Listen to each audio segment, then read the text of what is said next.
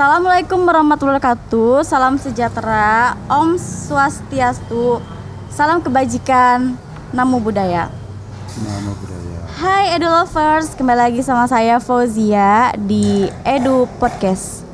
Ya, sekarang kita akan membahas tentang makna di Hari Raya Waisak, dan di sini ada narasumber kita langsung, yaitu Rama Junawi. Roma Junawi. Ya, Roma Junawi nih. Zia baru pertama kali nih ke sini. Ya. Zia mau sedikit nanya-nanya sama Romo. Boleh. Apa makna Waisak bagi umat Buddha? Makna Waisak bagi umat Buddha itu memang sangat penting ya. Karena peristiwa ini peristiwa yang sangat besar, oleh karena itu dirayakan ya. Dirayakan itu kan artinya besar. Jadi Waisak itu kita peringati nanti tanggal 26 Mei. Kita mulai jam 5, lalu nanti kita tunggu detik-detik jam 6 lebih sekian menit gitu ya. Iya. Jadi hari Waisak itu adalah memperingati hari lahirnya Pangeran Siddhartha.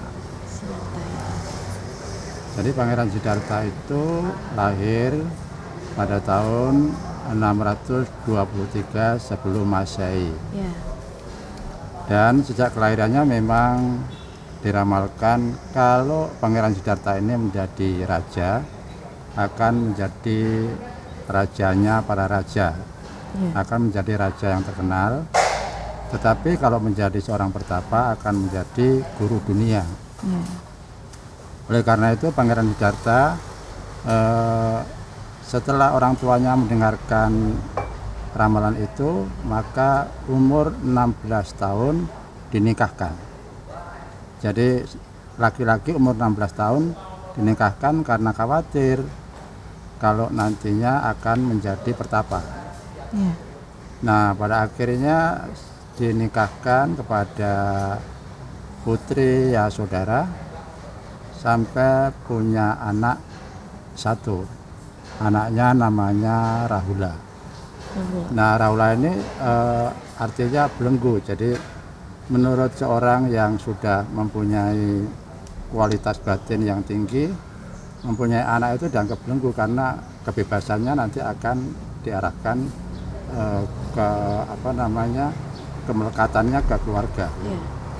Oleh karena itu pada saat itu berpikir untuk pengen meninggalkan istana, tapi orang tuanya nggak boleh. Tetapi akhirnya Pangeran Siddhartha ini membujuk orang tuanya, ayah, kan saya jadi calon pengganti ayah jadi seorang raja. Nah, saya mesti harus tahu masyarakat kita bagaimana. Oke, lalu ayahnya Pangeran Raja Suddhodana ini dia dipersiapkan dengan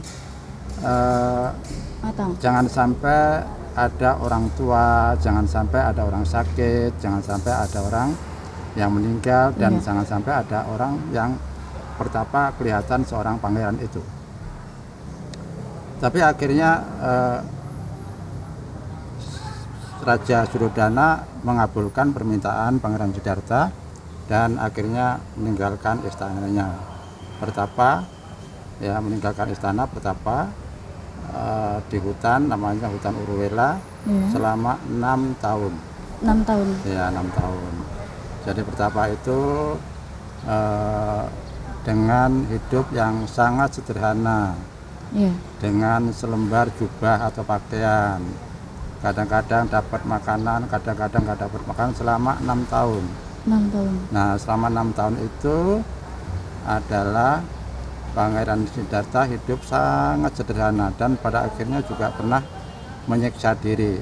Menyiksa diri artinya tidak makan berbulan-bulan sehingga badannya kurus kering. Ya, badannya kurus kering. Jadi kalau misalnya ditusuk dengan jari gitu, kelihatan dari belakang. Bekas ya, gitu. Ya, kelihatan jari menonjol belakang. Saking kurusnya. Ya, pada akhirnya waktu itu Pangeran Siddhartha mendengar seorang pengamen. Pengamen itu syairnya mengena gitu. Kalau gitar ini dikencengin, suaranya terlalu nyaring. Tetapi kalau dikendori suaranya hilang. Akhirnya gitar ini style sedang-sedang. Nah, seorang calon Buddha itu dia nangkep, oh kalau begitu kita tidak boleh ekstrim. Artinya praktek ekstrim, tapi juga tidak boleh terlalu kendor seperti gitar. Gitar itu. Nah, kencang juga nggak boleh, kendor juga nggak boleh. Akhirnya menemukan jalan tengah. Nah, jalan tengah itu adalah jalan yang paling baik untuk mencapai kesempurnaan. Nah, mencapai kesempurnaan pada tanggal 15 Waisak atau bulan Mei, nanti bulan purnama. Ya, lahirnya juga bulan purnama. Dan setelah mencapai penerangan sempurna, Pangeran Siddhartha ini mengajar. Ajarannya disebut Dhamma. Ya, Dhamma selama 45 tahun.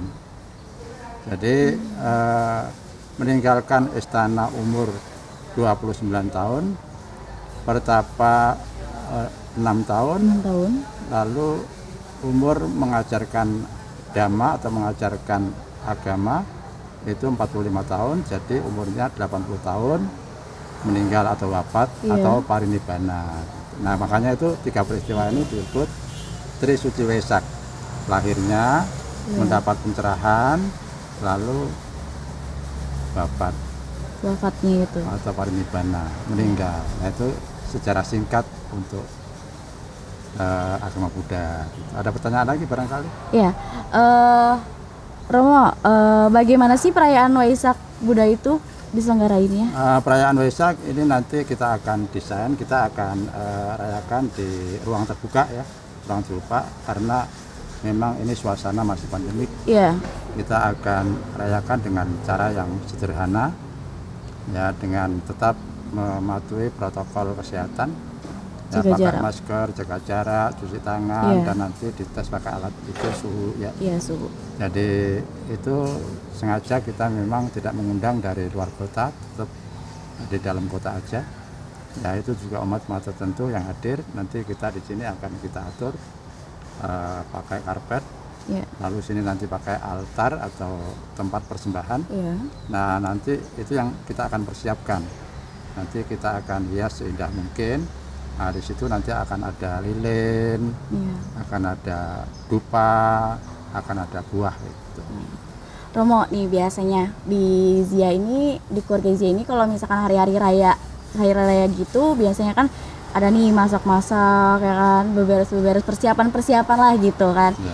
Di ini sendiri, di hari raya Waisak ini sendiri, apa sih persiapannya gitu, Romo? Ya, persiapan dari awal kemarin kita sudah melakukan baksos, bagi-bagi sembako, ya, di daerah Cangkol, di daerah yang Kopi Luhur sana ya, dekat Kopi Luhur sana. Lalu kita juga beberapa hari ini beberes seperti cuci karpet, bersih-bersih dinding, sawang-sawang yang kotor kita bersihin. Lalu kita cuci rupang, lalu kita ngecat dinding. Nah, sampai sekarang masih belum selesai. Nanti hari Minggu besok juga masih ada kegiatan untuk bebersih gitu. Ya, Romo, Lovers juga mungkin bertanya-tanya nih tentang emang masih bisa ya kan buat kumpul-kumpul, kan lagi masa pandemi kayak gini nih, Romo, ya kan. Jadi sekarang ini kan lagi COVID. Ada perbedaan nggak sih, Romo, antara sebelum COVID dan sesudah COVID ini? Tentunya secara spiritual sih memang tidak ada perbedaan, karena kita menjaga kekhusyuan gitu, keheningan gitu. Tapi secara pengunjung sih kita memang batasin, karena kalau terlalu dekat juga, apalagi kalau kita di ruang tertutup itu, tamu-tamu dari luar kota datang itu kita masih cegah gitu ya. Jadi kita untuk kalangan sendiri dan tetap jaga jarak supaya kita saling menjaga, supaya kita tetap ya sehat lah ya. Karena kalau sehat itu kan kita bisa apa aja, bisa mau berbuat apa aja, bisa berbuat baik khususnya ya. Berarti dibatasin ya, Romo ya? Batasi. Ya, enggak ini. Oke. Selanjutnya nih Romo nih, pertanyaan lagi. Apa harapan umat Buddha di Waisak tahun ini, Romo? Di Waisak tahun ini kita punya tema Ya. yaitu cinta kasih membangun keluhuran bangsa. Jadi harapan saya bagi umat Buddha supaya kembangkanlah cinta kasih kepada diri sendiri. Ya, karena kalau kita mau memberikan pada orang itu pertama harus diri sendiri. Iya, betul. Lalu kalau diri sendiri sudah, lalu kita kembangkan kepada keluarga dekat, ya seperti papa mama, suami istri, anak-anak, saudara-saudara, ya. Lalu kita kembangkan lagi ke lebih luas kepada semuanya bahwa kita harus punya cinta kasih. Apa sih cinta kasih itu? Cinta kasih itu bisa melalui ucapan, melalui perbuatan, dan melalui pikiran. Ya, kita selalu berpikir positif, ya berbicara positif, kita berbuat positif. Nah, itu cinta kasih. Kita jangan menyakiti kepada orang lain. Nah, itu adalah harapan kita semua. Jadi kita selalu saling jaga, hormat menghormati gitu. Nih Romo, tadi kan Romo bilang di tahun ini temanya cinta dan kasih. Emang setiap tahun itu berbeda-beda temanya atau bagaimana itu? Ya, berbeda-beda memang kadang sesuai dengan kesepakatan para majelis itu kita membuat tema cinta kasih, ya. Jadi cinta kasih itu satu kesatuan, ya. Jadi cinta kasih dan kasih sayang. Jadi kalau ada cinta kasih itu ya kita bagi-bagi kepada orang lain, itu cinta kasih. Kalau kasih sayang itu kan kita membuat orang yang kita bantu itu supaya orang itu terlepas dari kesusahan, persoalan. Nah, itu kasih sayang. Jadi kita memang sengaja membuat tema itu karena keluhuran bangsa itu rupanya akan semakin surut kalau kita nggak jaga gitu loh. Supaya kita menjaganya ya itu kita tetap mempunyai cinta kasih kepada semuanya, bahkan kepada semua makhluk, ya itu. Jadi gitu ya lovers, udah berbincang-bincang nih sama narasumber kita Romo, ya kan? Saya beserta segenap civitas STKIP Infada mengucapkan Selamat Hari Raya Waisak 2565 tahun 2021. Damai di hati, bahagia dalam hidup untuk semua umat manusia. Wassalamualaikum warahmatullahi wabarakatuh. Dadah, see you.